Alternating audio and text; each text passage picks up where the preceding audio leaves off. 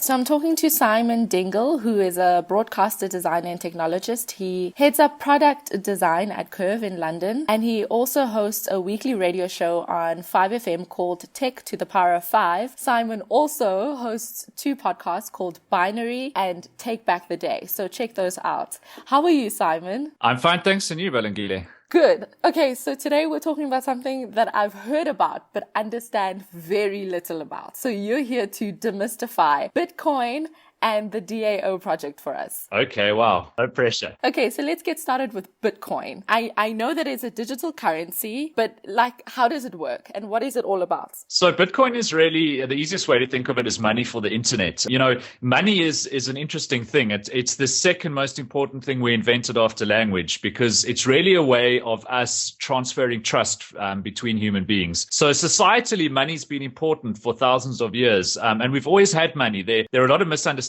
about where it came from. For example, a lot of people believe the barter system existed. It never did. It practically couldn't. We've always had money. And so, you know, money's been around for years, and then the internet came along and it really turned everything about the way that we communicate as human beings and the way we transfer things on its head. But money was never created with the internet in mind, and we failed to take money online. You know, we look at things like credit card transactions on e-commerce sites and PayPal, etc.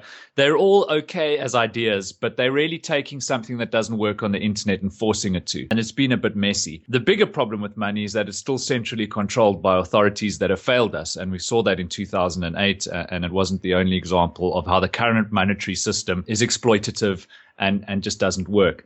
And so what Bitcoin is for the first time, we've imagined not just money, but trust for the internet. And more importantly, it's decentralized. So it's a ledger. And you know what a ledger is? It's just a record of transactions, really. But it's decentralized. It's open source. It lives on millions of computers around the world. And whenever I do a transaction, so if I send you some Bitcoin, those computers all need to agree that I sent it to you. And then verification comes from the network. And that verification happens through a network called the blockchain, and the blockchain is really what powers Bitcoin, and vice versa. Another misunderstanding that's quite common these days is it's become fashionable for people to say, oh yes, well, you know, the blockchain shows a lot of promise, but we don't need Bitcoin. And that's a misunderstanding. It's like saying that you want ice, but you don't like water. The blockchain doesn't work without Bitcoin. Bitcoin is the unit of transfer on the blockchain. You can't do anything with the blockchain unless you're doing it with Bitcoin. It's also very handy for central banks and other old world monetary authorities for you to believe that Bitcoin isn't important, but the blockchain is, because they plan to build their own blockchains, which they will be failing at in the next 10 years. But to bring it back to a simple explanation, Bitcoin is money for the internet. And so from what I've read up about Bitcoin, by the way,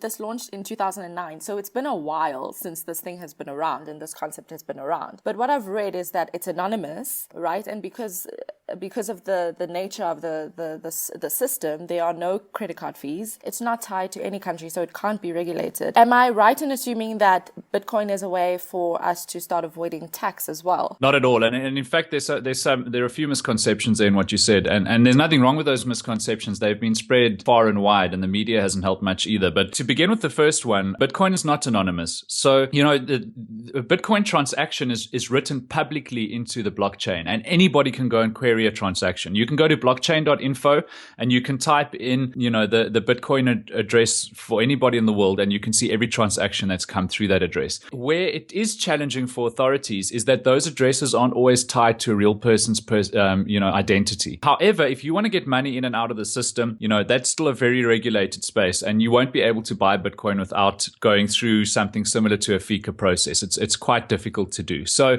yes, Bitcoin can be anonymous, just like cash can be anonymous. You know, I can give you a 50 Rand note, and it's very easy for us to make it look like that transaction never happened. With Bitcoin, it's a bit more difficult because that transaction is written into the blockchain. But that's one of the misconceptions about Bitcoin is that it's completely anonymous. Is it a way of avoiding taxes? No, not really. No more than cash is. You know, a lot of businesses, and I actually had this encounter recently with a moving company. I was moving, and they asked me to pay them in cash, and it was quite obvious they wanted me to pay them in cash so that they wouldn't declare it and wouldn't pay tax tax on it. So tax avoidance has always been really simple. I would argue that a system like Bitcoin, if applied properly, actually makes it more difficult to avoid tax, not easier.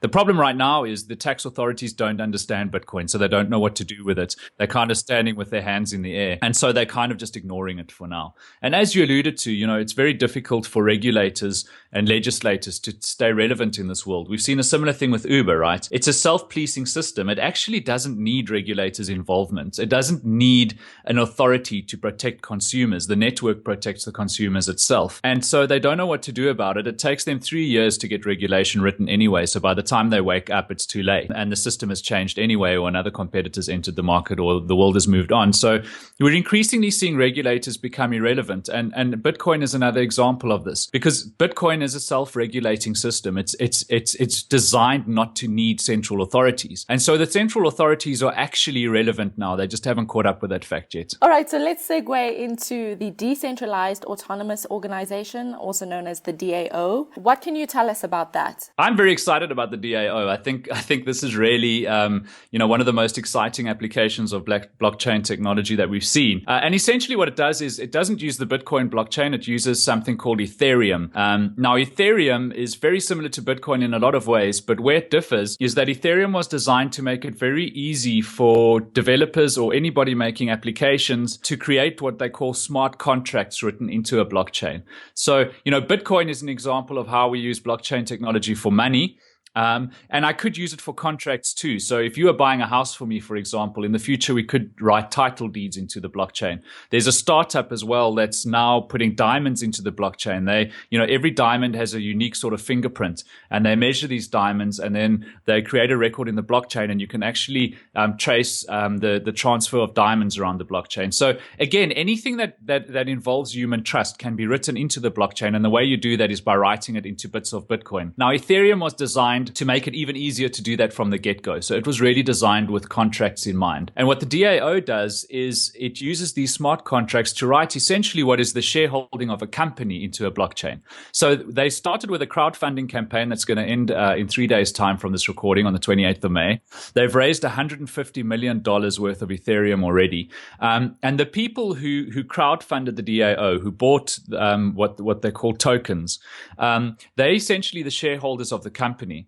So the DAO is a company that essentially runs itself without directors or managers in the conventional sense of the word. And these people who bought tokens, I'm one of them, will make decisions on what the company does. So anybody with tokens can present a proposal, like they can say, hey, I want to build an electric car. Here's the plan I have for it. Here are the resources I need. The community of DAO token holders will then discuss it. And if they approve it, there's voting that happens through the Ethereum blockchain. If they approve the project, it then gets green lighted and they start to get contractors and other service providers on board to bring these products to life.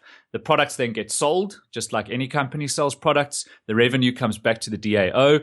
It gets spread back to the token holders, just like regular companies spread their profits back to shareholders. And it's a company that essentially runs itself on a blockchain. In your view, how could this impact the way that we do business and in terms of like growth and development in Africa? So I know not all African countries are the same, but like what do you foresee in terms of the challenges, maybe challenges to adoption, for instance, in emerging markets like Africa? How would this kind of system like the DAO project fit in to the way that things are actually moving right now? Well, I think for one, it's inclusionary. There's no discrimination. So if you want to buy DAO tokens, nobody's going to tell you what there's a limit on it. You could buy, a few rands worth of DAO tokens if you wanted to. So it's immediately inclusionary. I think it also, unlike traditional businesses, doesn't rely on exploitation. And that's an extreme view, and a lot of people roll their eyes. But it's true that most big corporates today rely on exploitation of some form, whether it's in the lower ranks of the company, whether it's on their consumers. I mean, I could literally carry on all day about how big banks rely on exploitation for their business.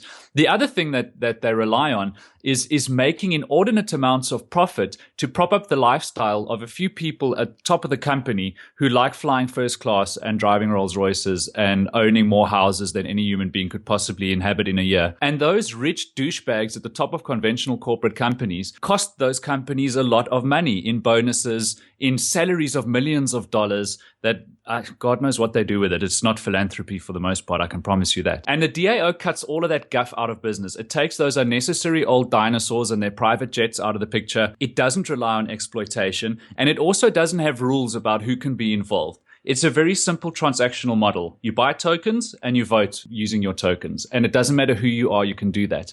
I think it also lowers the barrier for people who want to create products. You know, if I've got a good idea for a product now, there's a whole lot of hoops I need to jump through to either get a big company to back it or to buy my idea, to convince investors to get on board.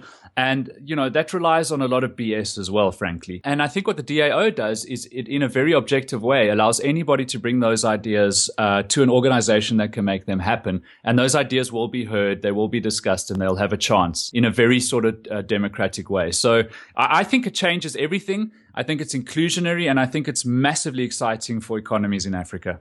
Again, the DAO is just one DAO. It was invented as a platform, so you could have multiple DAOs. You and I could start a DAO today and start selling tokens for it and start making things. So it's very exciting, and it's something that anybody can do. Okay, well, I'm shaking. I don't know if it's from intimidation or excitement, but I'm so happy that I had the chance to talk to you, Simon. And thank you for breaking this down for us. It's a great pleasure. Thank you. So we just heard from Simon Dingle about Bitcoin and the DAO project. Keep up with Simon on Twitter by following him at Simon Dingle. That's Dingle.